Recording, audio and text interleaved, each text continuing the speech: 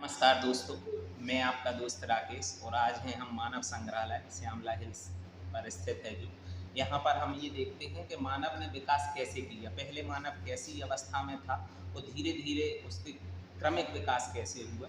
तो यहाँ हम अभी एक पीठिका में हैं, इसमें की जो पुरानी चीज़ें हैं जो पहले के मानव इस्तेमाल करता था। ये एक वाद्य यंत्र है, ये दुलारी वाद्य यंत्र कहलाता है। यह भी एक वाद्य यंत्र है जो कि हवा से फूंक के बजाया जाता था। ये वाद्य यंत्र किसी रमतूला कहते थे, जो कि विशेष कोई उत्सव होता था राज्य में या शादी विवाह होते थे, किसी राजा की सवारी निकलती थी या राज तिलक होता था तब बजाया जाता था। ये एक प्रकार का कारखा है जिसमें कि सूत काटा जाता था और वस्त्र निर्माण किया जाता था। लकड़ी का स्टूल, हुक्का, तराजू, अंगीठी, ये लकड़ी का एक कनस्तर है जिसमें कि अनाज वगैरह स्टोर किया जाता होगा। ये भी लकड़ी का है, घड़े की बर्तन की शेप में है। ये ऊनी वस्त्र है जिसे कि कहीं कहीं पर स्थानीय भाषा में इसको डोरिया भी कहते हैं, जबकि ये ऊनी वस्त्र है, कंबल कह सकते हैं इसको, जो हाथ से बनाया जाता है। जैसे ही हम थोड़े और अंदर आते हैं, ये सब लकड़ी का तगाड़ी, लकड़ी की ट्रे, ये सब लकड़ी के बर्तन हैं। चूल्हे पे कैसे खाना बनाया जाता था। इस चूल्हे में हम देखते हैं तो यहाँ पर ऊर्जा को बचाने की विधि बताई गई है। हम देखते हैं यहाँ दो बर्नर हैं, एक पर ये बर्तन है, दूसरे पर ये छोटा बर्तन रखा हुआ है, जबकि हम लकड़ी सिर्फ एक ही जगह से देते हैं। तो ऊपर यहाँ से बीच में ये दोनों चूल्हे कनेक्ट रहते हैं, तो यहाँ पर भी एक बर्तन रख के भोजन पकाया जा सकता है। तो सब्जी, रोटी या दाल चावल दोनों एक साथ बन सकते हैं, जो कि आधुनिक जो आजकल गैस के बर्नर आते हैं उनमें होती हैं। ये पूरी गृहस्थी है। ये जो बर्तन है ये कांसे के बर्तन है। ये कांसा, पीतल और तांबा की मिलाकर एक मिश्र धातु बनाई जाती है। बहुत कठोर धातु है, अगर ये जमीन पर गिर जाए या हाथ से छूट जाए तो ये टूट जाती है। चिंताल की तराजू, अलमारी, सूपड़ी, ये एक आटा पीसने की चक्की है जिसे कि चकिया भी कहते हैं कहीं कहीं। यहाँ पर हम ये देखते हैं कि बीच में यहाँ से गेहूँ या जो भी अनाज है वो डाला जाता है।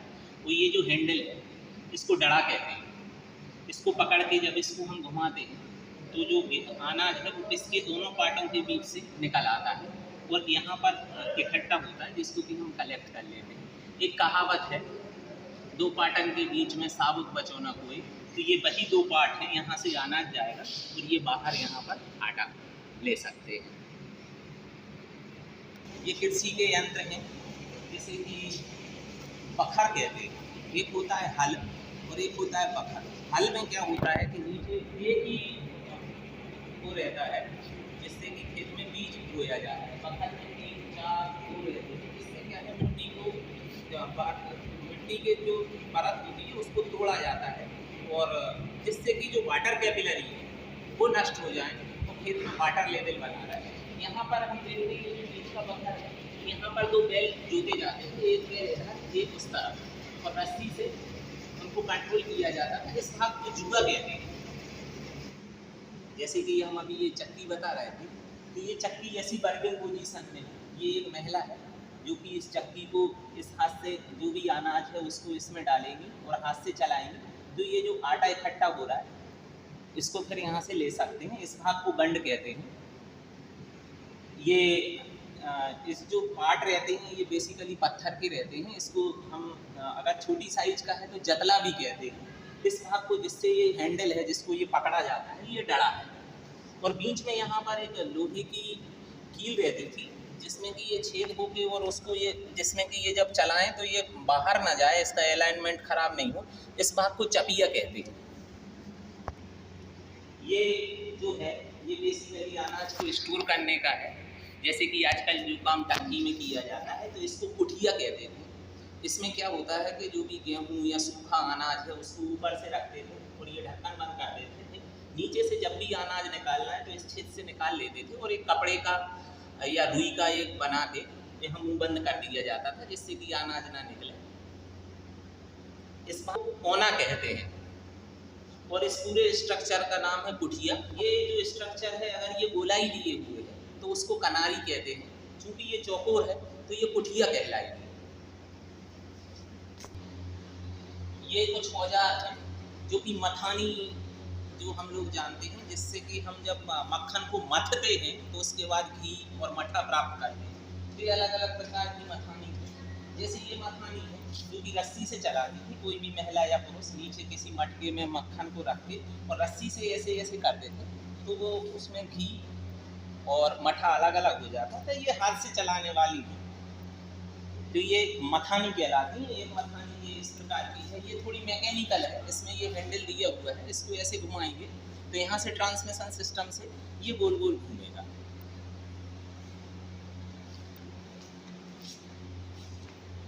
ये ओखली है, ये जो ऊपर लकड़ी का स्ट्रक्चर है जिससे कि अनाज वगैरह को कूटते थे, इसको मूसल कहते हैं। और जिसमें ये जो स्ट्रक्चर है जिसमें कि अनाज को रख के ऊपर से टूटा जाता था, तो ये जो लकड़ी का लंबा वाला भाग है इसको मूसल कहते हैं, इस भाग को ओखली कहते हैं। ओखली दो प्रकार की होती थी, एक तो ये है जो कि लकड़ी की बनी हुई है, दूसरी ओखली होती थी जो जिसको जमीन में गड्ढा करके बना दिया जाता था। कभी कहावत है कि जब ओखली में सिर दे दिया है तो मूसल से क्या डरना, तो ये है वो मूसल।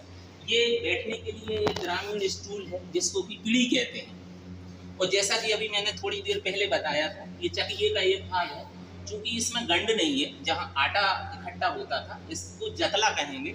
इसमें जैसे चने से जो देउल निकालते हैं या दाल वगैरह बनाते हैं वो काम इससे किया जाता है। ये आसानी से इजी टू हैंडल है, एक स्थान से दूसरे स्थान पर इसको लिया जा सकते हैं। ये जो हम देख रहे हैं इसको सूप या सूपड़ी कहते हैं। ये बांस की बनाई जाती है, बांस की जो परत होती है उसको पतली परत में छील के और इसको बुना जाता है, जैसे स्वेटर या कपड़े की जैसे बुनाई होती है।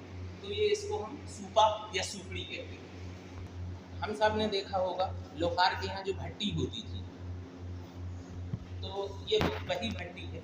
यहाँ से ऊपर से कोयला डालते थे और नीचे से इसमें जो भी लोहे की चीज़ है जिसको गर्म करके आकार दिया जाना रहता है वो किया जाता था।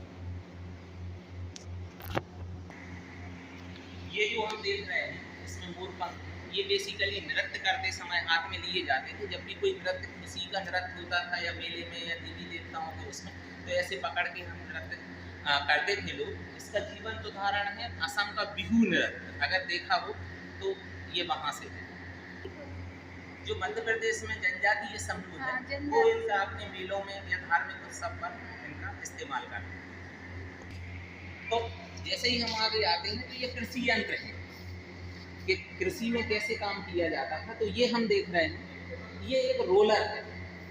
ये भाग मैंने पहले बताया था, इस भाग को जुआ कहते हैं। इसमें बीच में बैल, एक बैल इस तरफ एक बैल उस तरफ जोता जाता था और एक नीचे रोलर है लकड़ी का।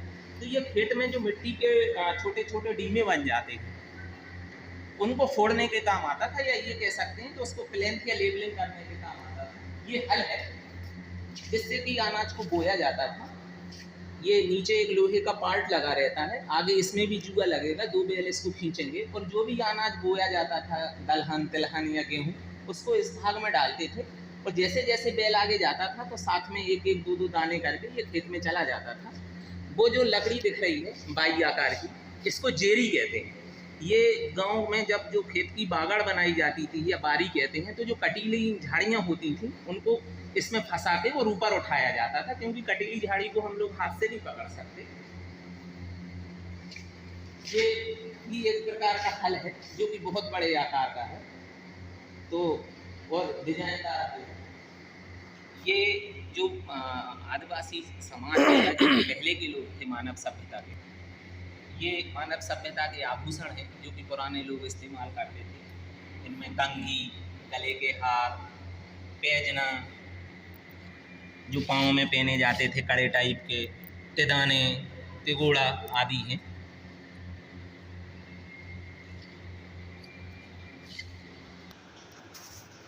ये हमारे पीछे जो संरचना है ये बैलगाड़ी है। बैल मतलब हम सब जानते हैं, गाड़ी भी हम सब जानते हैं। यहाँ दो बैल आगे इससे जाते थे। इस भाग को जिनमें बैलों को जोड़ा जाता है इसको हम बता चुके हैं, जुआ कहते हैं। और जो ये बीच में जोड़ा गया है पार्ट, इसको धुरार कहते हैं। बीच में एक छोटी सी वो गद्दी है, वहाँ पर इसको चलाने वाला बैठता था, रस्सी से लगाम से बैलों को कंट्रोल करता था। और भीतर इसमें जो भी 1 2 3 सवारी या कोई सामान है वो ले जाते थे। अंदर इसमें बिस्तर भी लगा सकते थे। बाहर से जो छप्पर है ये धूप और पानी से हमारा बचाव करता है। ये कुछ वाद्य यंत्र हैं जिन्हें कि तंतुवाद कहते हैं। तंतु मतलब होता है एक तांत या धागा या तार, तो ये तारों से बजाए जाते थे, जैसे कि जिनका आधुनिक रूप है गिटार, सितार वगैरह। अगर आपको मेरे ये छोटे छोटे प्रयास पसंद आ रहे हों तो आप मेरे वीडियो को लाइक कर सकते हैं, शेयर कर सकते हैं अपने दोस्तों को, कमेंट्स में मुझे राय दे सकते हैं, यूट्यूब पे मुझे सब्सक्राइब कर सकते हैं। और अगर मेरे ये प्रयास आपको पसंद नहीं आ रहे तो आप मेरे वीडियो को डिसलाइक भी कर सकते हैं। धन्यवाद।